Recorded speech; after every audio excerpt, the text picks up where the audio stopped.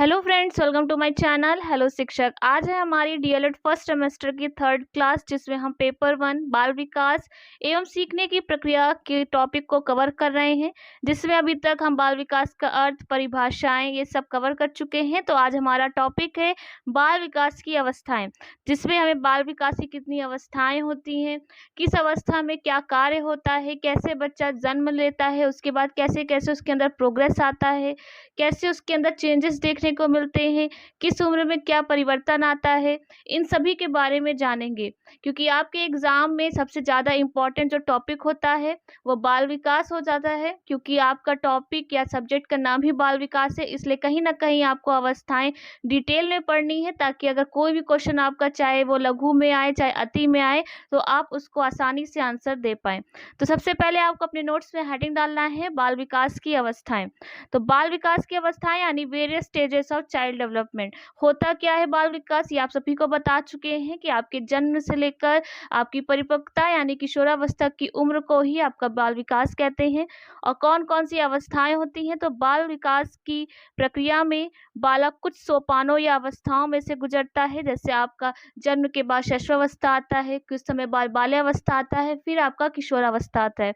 तो इसीलिए वह कहीं ना कहीं इन सभी से गुजरता है, अपने अंदर परिवर्तन देखता है।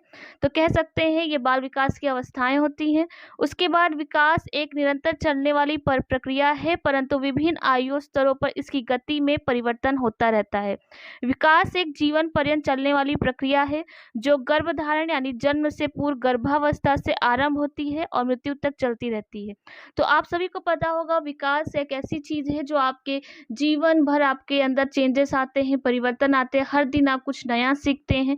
तो आप कह सकते हैं कि चाहे बच्चा हो या बूढ़ा हो, तो कहीं ना कहीं उसके अंदर कोई ना कोई विकास हो रहा होता है, चाहे उसकी उम्र से रिलेटेड हो, या उसकी सोच से रिलेटेड हो, या उसके कार्यों से रिलेटेड हो। तो कहीं ना कहीं बच्चा जो होता है वो जो कार्य नहीं कर पाता है वो बाल्यावस्था में आकर करता है, जो बच्चा बाल्यावस्था में कार्य नहीं कर पाता वो किशोरावस्था में करता है, और जिस गति से बचपन में सीखता है वो कहीं ना कहीं धीरे धीरे किशोरावस्था में आते आते वो स्लो हो जाती है सीखने की गति। तो ये हो गई आपकी बाल विकास की अवस्थाएं।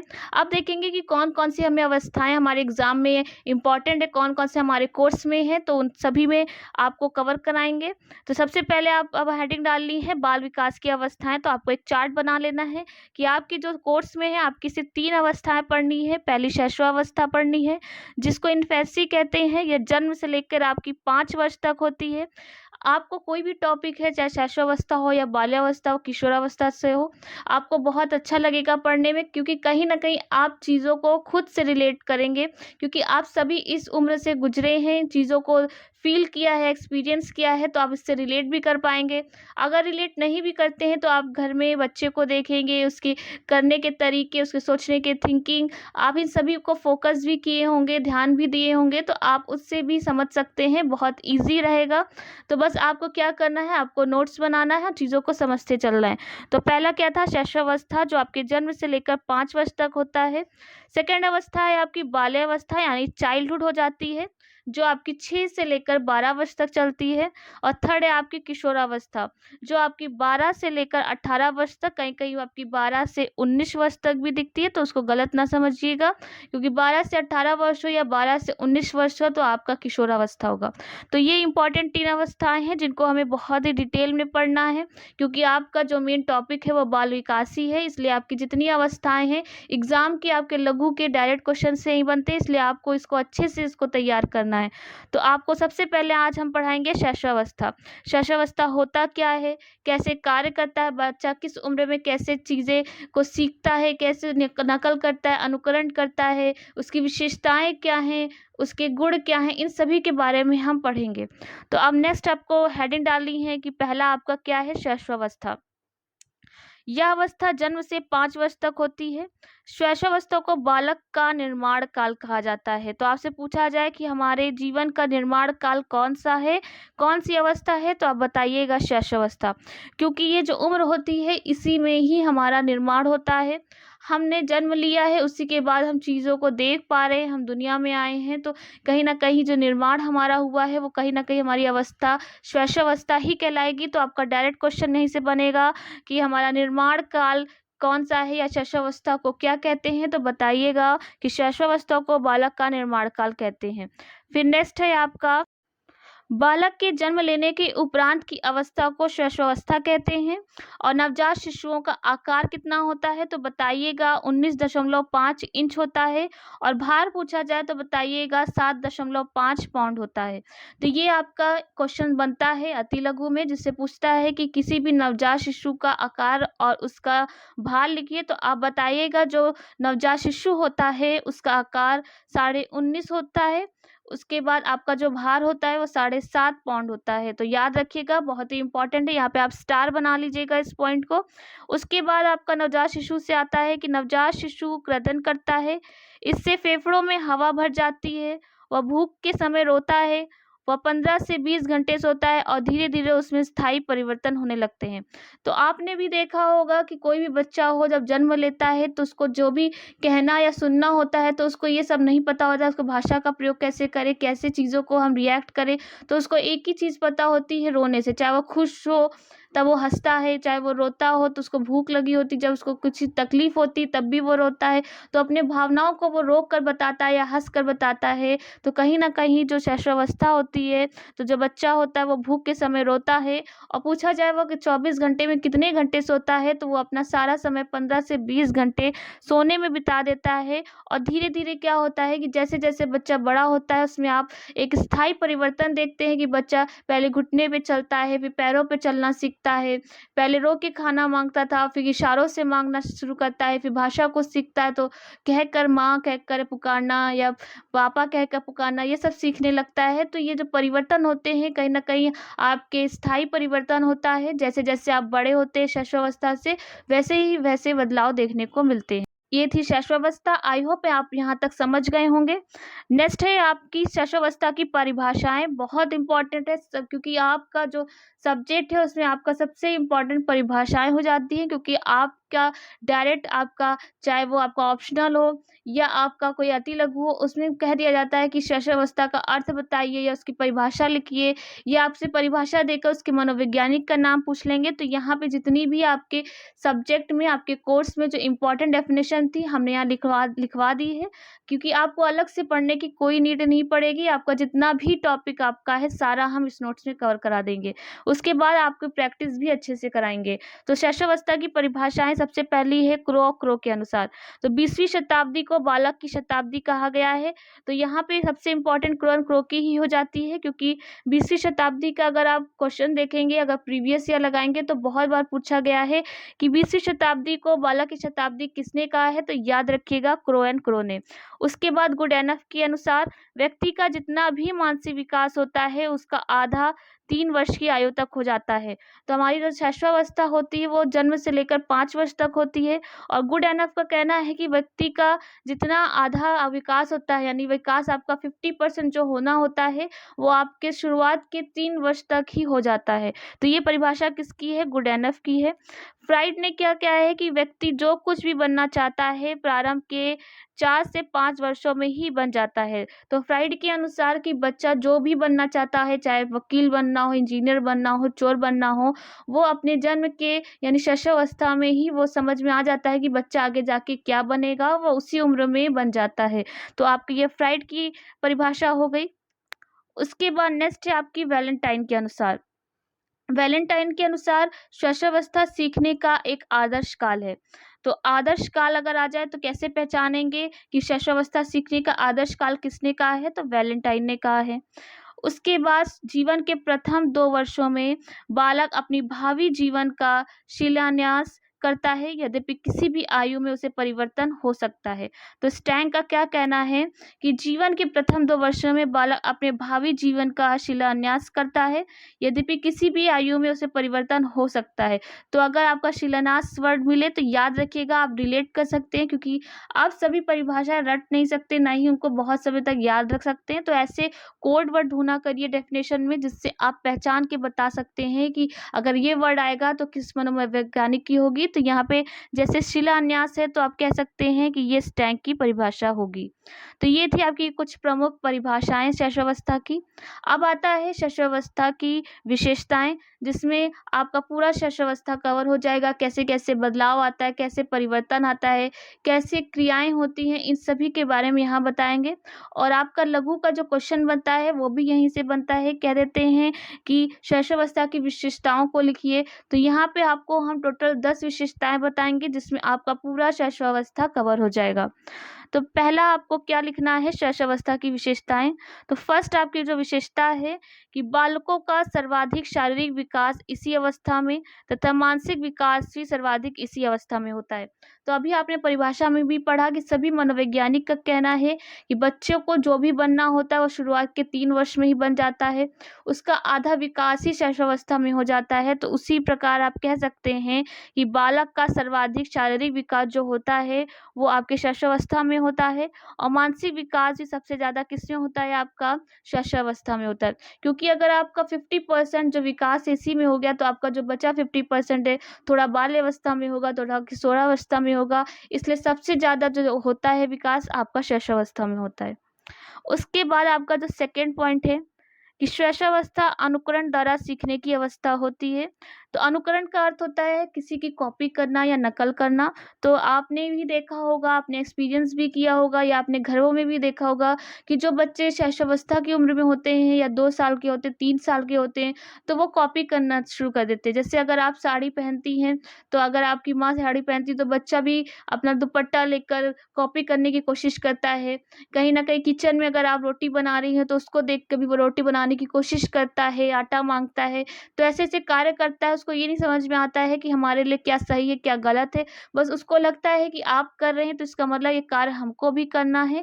तो आप ये कह सकते हैं कि जो अनुकरण की जो उम्र होती है, जो अनुकरण द्वारा सीखा होना होता है, वो हमारे शैशवावस्था में ही होता है। तो ये था आपका सेकंड विशेषता। नेक्स्ट है आपका थर्ड, जिसमें कह रहे हैं कि सीखने का स्वर्ण काल इसी अवस्था को कहते हैं। तो यहाँ पे क्वेश्चन यहीं से बनता है कि स्वर्ण काल कौन सा है, कौन सी अवस्था को स्वर्ण काल कहा जाता है। तो जब नई भाषा सीखनी होती है बचपन में, जैसे आपको एबीसीडी सीखना है तो आप आसानी से सीख लेते हैं। लेकिन अगर वही भाषा आपको अगर कहा जाए किशोरावस्था में सीखिए, तो कहीं न कहीं आपको ज़्यादा कठिनाई महसूस होगी, बहुत मुश्किल लगेगा, बहुत टाइम लगेगा। तो कह सकते हैं कि आपका जो स्वर्ण काल है सीखने का, वो आपका शैशवावस्था है।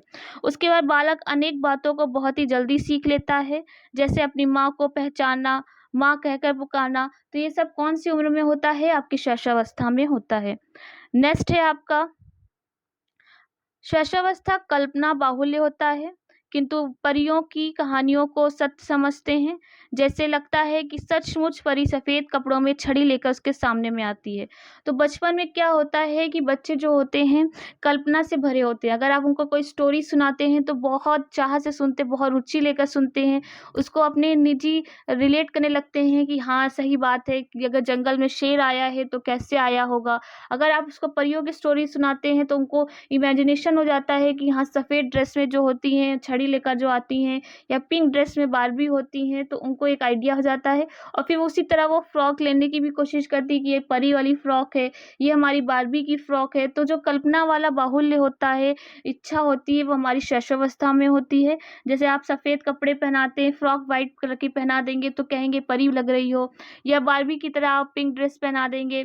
तो ये सब चीज़ें जो कल्पनाशील होती हैं, बच्चों को जो आप बता देते हैं उसी को सच मानने लगते हैं। तो किस उम्र में होता है, वो सब शैशवावस्था में होता है। उसके बाद आपका फिफ्थ पॉइंट है कि शैशवावस्था में स्वप्रेम की भावना का बाहुल्य होता है। यानी बच्चा शैशवावस्था में क्या करता है, वो सबसे ज़्यादा खुद से प्रेम करता है। क्यों? उसको लगता है कि सब हमें ही माने, हमारी तरफ फोकस करें, मेरी तरफ ही सारा कार्य करें। किसी और को अगर आप किसी बच्चे को लेने की कोशिश करेंगे तो कहीं न कहीं उसके अंदर जलन होने लगती है। उसको लगता है कि नहीं, मुझे लेना चाहिए, मैं इम्पोर्टेंट हूँ। उसके बाद अगर खिलौना जो होता है वो कहता है नहीं मेरा है, आप किसी को देते नहीं हैं। तो ये जो चीज़ें होती हैं, ये शैशवावस्था में आपको बहुत चीज़ें देखने को मिलती हैं। तो आप कह सकते हैं कि जो शैशवावस्था होती है वह स्वप्रेम की भावना का बाहुल्य होता है। वह खुद से प्रेम करता है, वह अपने माता-पिता की गोद में किसी अन्य बच्चे को देखकर ईर्ष्या करता है। वह माता-पिता, भाई-बहनों का संपूर्ण लाड प्यार कर चाहता है। तो आप ये सब चीज़ें आप बहुत आसानी से समझ सकते हैं अगर आप रिलेट करके पढ़ेंगे। क्योंकि ये सब चीज़ें जो होती हैं हमने अपनी रियल लाइफ में देखा हुआ है कि बच्चा जो छोटा होता है अगर आप उसको लेने की कोशिश करेंगे उसकी माँ से, तो उसको लगता है कि मेरी माँ को मुझसे छीन ले रहे हैं या मुझसे दूर कर दे रहे हैं, तो कहीं न कहीं वो रोने लगता है। कहीं न कहीं अगर आप उसके चीज़ों को छूने की कोशिश करेंगे तो उसको लगता है कि मेरी चीज़ है, तो उसको खुद से बहुत प्यार होता है। अगर उसको लगता है 10 लोग बैठे हुए हैं तो उसको लगता है सब उसी को प्यार करें, उसी को खिलाएँ, उसी का फ़ोकस करे, उसी की तरफ ध्यान आकर्षित हो, तो कहीं न कहीं वो सबका लाड-प्यार चाहता है। तो इसीलिए आपकी जो विशेषताएँ होती हैं सब वो कौन-सी होती हैं, वो शैशवावस्था की होती हैं। नेक्स्ट आपका 6 पॉइंट है, शैशवावस्था में बच्चों में दोहराने की प्रवृत्ति होती है, जैसे बार-बार पापा कहना, मामा कहना, खुशी से हँसना। तो आपसे पूछा जाए कि बार-बार चीज़ों को दोहराने की प्रवृत्ति किस उम्र में होती है? तो आप बताइएगा शैशवावस्था में होती है। क्यों होती है? क्योंकि आपने भी देखा होगा बार-बार पापा, पापा कहना, मम्मी, मम्मी कहना। तो ये सब चीज़ें क कौन करता है? 0 से लेकर आपके 5 वर्ष के जो बच्चे होते हैं, हर बात पे मम्मी, मम्मी, पापा, ये सब जो दोहराने की जो कला होती है, दोहराने की जो प्रवृत्ति होती है, ये आपकी शैशवावस्था की विशेषताएँ होती हैं। उसके बाद नेक्स्ट पॉइंट आपका है, शिशु जन्म से ही संवेगों का प्रदर्शन करने लगता है। जन्म से ही वह रोने, चिल्लाने, हाथ-पैर पटकने आदि क्रियाएँ करता है। इस अवस्था में 4 संवेगें पाई जाती हैं, भय, क्रोध, प्रेम, पीड़ा। तो जो जन्म होता है शिशु का, तो शिशु में बहुत सारी संवेग यानी कि फीलिंग्स देखने को मिलती हैं। वह शो करने लगता है, जैसे कि रोने लगता है, चिल्लाने लगता है, हाथ पैर पटकने लगता है। तो आपसे पूछा जाए कि कौन-कौन से ऐसे संवेग हैं जो जन्म के समय पहले से ही मौजूद होते हैं बच्चे में? तो भय का होता है, जैसे आप कह देंगे बाहर ना जाओ भूत आया है, या आपको बाहर ना जाओ कोई उठा ले जाएगा, तो कहीं न कहीं उसके अंदर पता होता है कि भय क्या है, डर क्या है।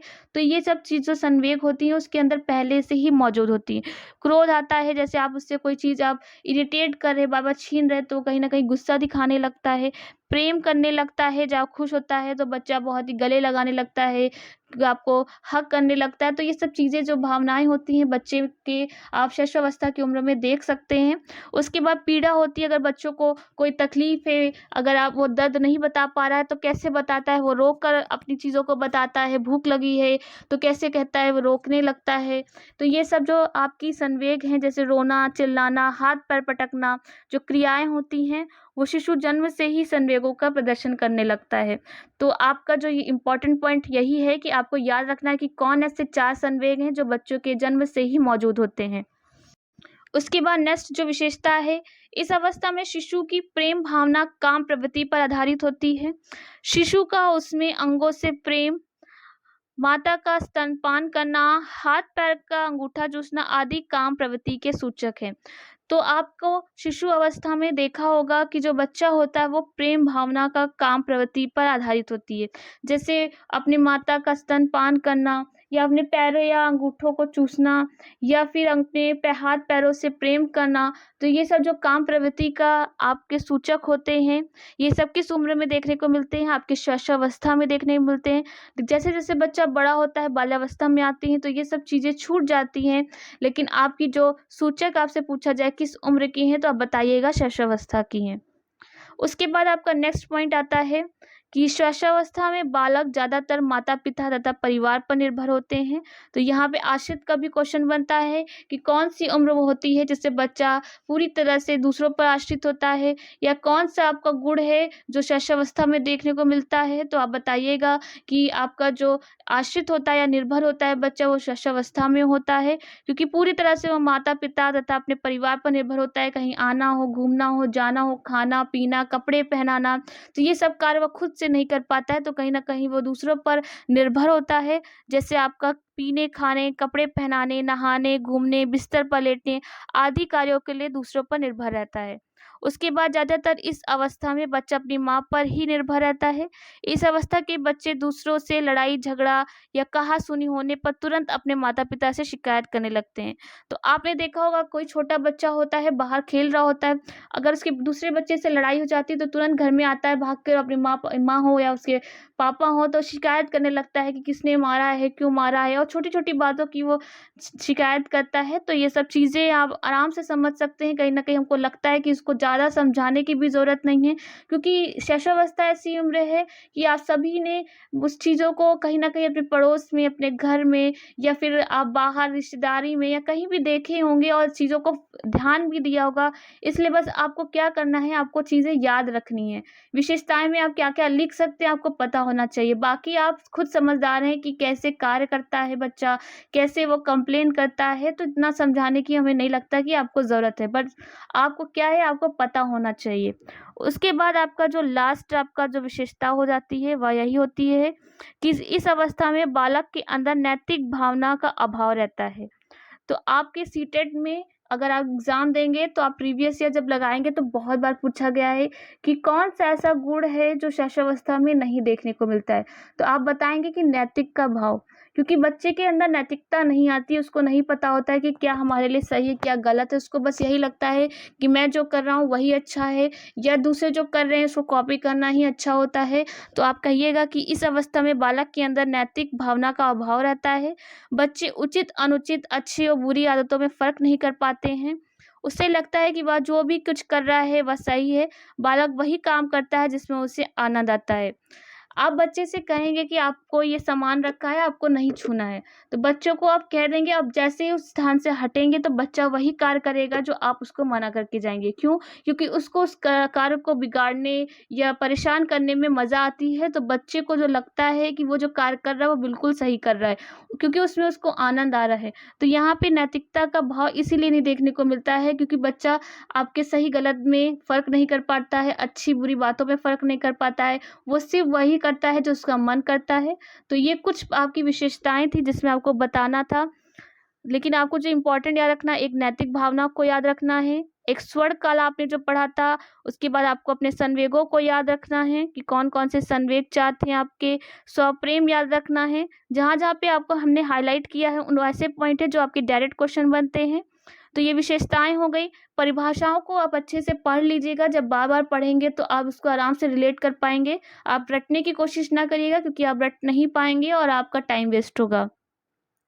उसके बाद यहाँ पे शैशवावस्था क्या है, कौन-कौन सी अवस्थाएँ होती हैं, इन सभी को हमने पढ़ा। तो ये थी हमारी शैशवावस्था, जिसको हमने डिटेल में पढ़ लिया। इससे ज़्यादा आपके कोर्स में भी नहीं है, ना ही आपके सब्जेक्ट में इससे ज़्यादा पढ़ना है। आपका क्वेश्चन जो बनेगा इन्हीं इतने टॉपिक से, इतने आपकी लाइन से ही बन जाएगा। बस आपको इतना ही अगर आपने कवर कर लिया तो आपका पेपर 1 बिल्कुल तैयार हो जाएगा। अब कल की क्लास में आपकी जो 4th क्लास होगी उसमें हम बाल्यावस्था पूरा कवर करेंगे, जिसमें आपका जितने भी बाल्यावस्था से रिलेटेड पॉइंट्स होंगे वो सारे आपको पढ़ा देंगे। तो बस आप चैनल से जुड़े रहिए, आपको पूरा सेमेस्टर 1 हम आपको पढ़ाएँगे, आपकी प्रैक्टिस भी अच्छे से कराएँगे, आपकी सीटेट की भी तैयारी कराएँगे। बस आप चैनल से जुड़े रहिएगा। अगर वीडियो अच्छा लगा हो तो लाइक, कमेंट, शेयर करना ना भूलिएगा। आज के लिए आपको थैंक यू।